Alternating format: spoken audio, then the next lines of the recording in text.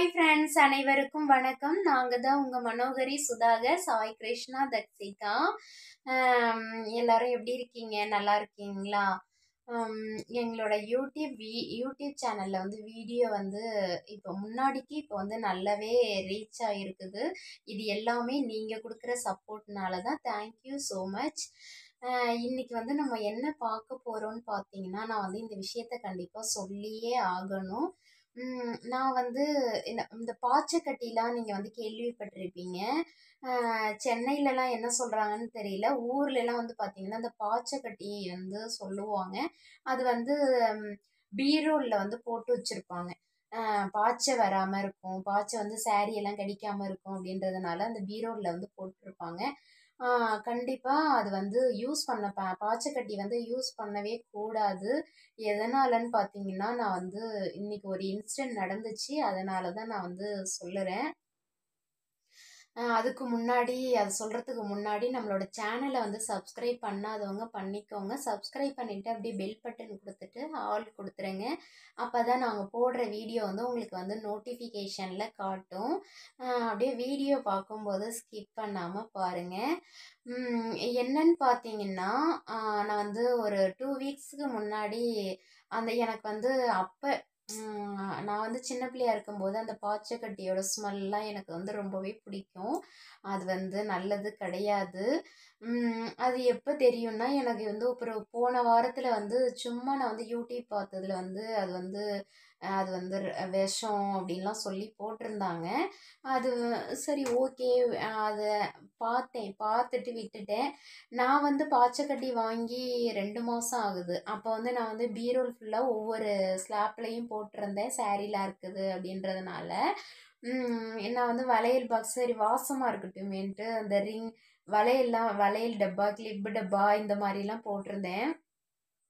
இன்னைக்கு என்ன ஆயிடுச்சுன்னா, நான் வந்து அந்த செல்ஃப்லாம் வந்து க்ளீன் பண்ணிட்டு இருந்தேன். அந்த பாக்ஸ் எல்லாம் வந்து வளையல் பாக்ஸ்லாம் வந்து க்ளீன் பண்ணுறதுக்கு எடுத்தேன். எனக்கு வந்து அதோட ஸ்மெல்லு வந்து சுத்தமாக எனக்கு வந்து ஒத்தே வரலை. ஒரு மாதிரி எனக்கு ஆல்ரெடி அல்சர் இருக்குது. ஆனால் அல்சர் உள்ளவங்களுக்கு வந்து அதோட அந்த ஸ்மெல்லு வந்து ஒத்துக்காது போல். மூச்சு திணறல் மாதிரி ஒரு மாதிரி மூச்சு முட்டுற மாதிரி எனக்கு வந்து வந்துடுச்சு. எனக்கு என்ன பண்ணுறதுன்னே தெரியல. ஆக்சுவலி எதனால் வருதுன்னு எனக்கு தெரியல. அப்புறமா தான் நான் வந்து திங்க் பண்ணுறேன். அது வந்து கிட்டக்க நான் வெளியில் போனால் எனக்கு ஒன்றும் தெரியல. கிச்சன் சைட்லாம் போனால் எனக்கு வந்து எதுவுமே தெரியல. ஆனால் அந்த அந்த அந்த பாக்ஸு சைடு இதெல்லாம் வரும்போது எனக்கு வந்து ஒரு மாதிரி இருக்குது. மூச்சு விடுறது எனக்கு ஒரு மாதிரி தெரிஞ்சிச்சு. அப்புறமா நானே அதை வந்து அப்போ தான் வந்து நான் ஆல்ரெடி போன வாரம் யூடியூப்பில் பார்த்ததை வந்து ஞாபகம் வந்துச்சு. ஓகே அப்படின்ட்டு. அதே மாதிரி இதே ப்ராப்ளம் வந்து நான் இன்னொன்றுதுலேயும் எனக்கு வரும். டாய்லெட் வந்து நம்ம வந்து ஆசிட் ஊற்றி கழுவுவோம்ல, அப்போ வந்து அந்த ஆசிட் வந்து யூஸ் பண்ணுறப்பையும் எனக்கு வந்து மாரி மூச்சு வாங்கும். நம்ம அது அடிக்கடி நம்ம வந்து அந்த ஆசிட்லாம் வந்து பாத்ரூம் வந்து க்ளீனாக இருக்கணும் அப்படின்னு சொல்லிட்டு நம்ம வந்து கழுவுறப்ப பார்த்தீங்கன்னா நமக்கு வந்து லங்ஸ் தான் ப்ராப்ளம் ஆகும். அதனால் நிறைய பேர் வந்து துணிலாம் மூடிட்டு ஊற்றிட்டு வெளியில் போயிடுவாங்க.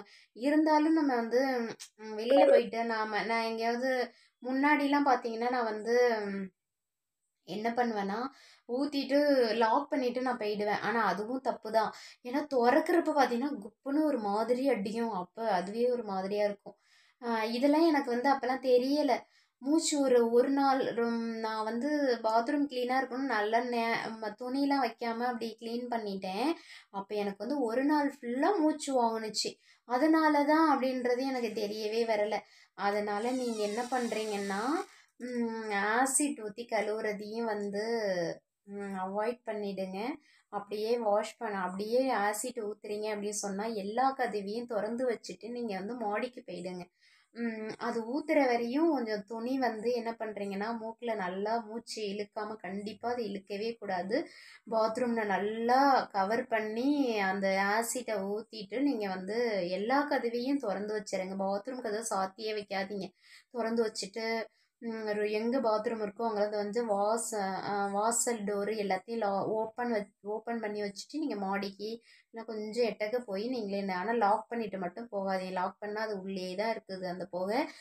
நம்ம உடம்புக்கு தான் கேடு. அதனால தான் சொல்லுறேன், கொஞ்சம் சேஃப்டியாக இருக்கிறது நல்லது.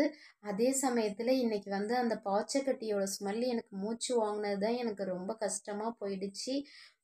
நான் வந்து அது வந்து கண்டிப்பாக ரொம்ப அட்டாக் பண்ணுறது யாருன்னு பார்த்தீங்கன்னா அல்சர் உள்ளவங்கள தான் அட்டாக் பண்ணுது. அதோடு இல்லாமல் அந்த சைனஸ் பிரச்சனை உள்ளவங்களுக்கும் அட்டாக் பண்ணும் போல். அது என்னன்னு தெரியலை, ஏன்னா இதே சுச்சுவேஷன் தான் அதுவும். ஆனால் எனக்கு ஆல்ரெடி அல்சர் இருக்குது, அதனால தான் வந்து மூச்சு வாங்கியிருக்கு. எனக்கு வந்து அது எனக்கு என்ன பண்ணுறதுனே தெரியல.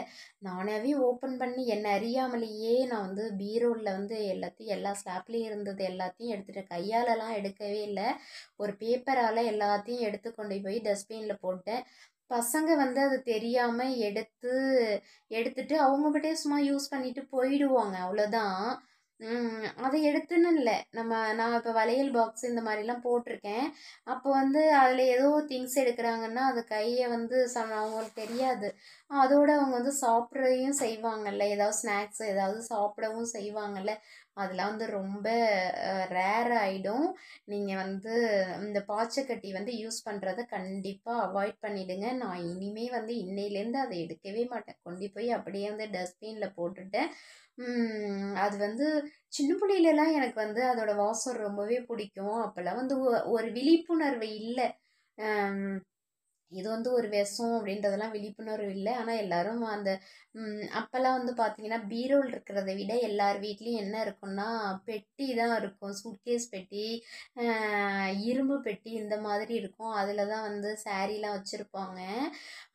அதுலேருந்து பெட்டி பெட்டியாக தூக்கி போட்டு வச்சுடுவாங்க, பாய்ச்ச வருது அப்படின்னு சொல்லிட்டு வில்லேஜ்லலாம். நான் எப்பயுமே வந்து நான் வாங்கவே மாட்டேன். அன்னைக்கு வந்து நான் ஒரு சூப்பர் மார்க்கெட் போனேன், அது தெரிஞ்சுதுன்னு வாங்கினேன். சரி நம்மளும் பீரோவில் போட்டு வைக்கும், சாரீலாம் வாசமாக இருக்குமே அப்படின்ட்டு. ஆனால் அது ஏன் வாங்கினேன்னு எனக்கே தெரியல. இன்னுமே எனக்கு அந்த ஸ்மெல்லு வர மாதிரியே இருக்குது, தலையை தான் வலிக்குது. அதனால் குழந்தைங்களாம் சேஃப்டியாக இருக்கணும். இனிமேல் வந்து பாச்சக்கட்டி யூஸ் பண்ணுறவங்க பண்ணாதீங்க, என்னோட அட்வைஸ் அதுதான். அதுவும் இல்லாமல் அல்சர் இருந்துச்சுன்னா இன்னும் பல நோய் வந்து அதாலே உண்டாக்கிடும். இன்றைக்கே இருந்துச்சு அப்படின்னு சொன்னால் தூக்கி கொண்டு வெளியில் போட்டுருங்க.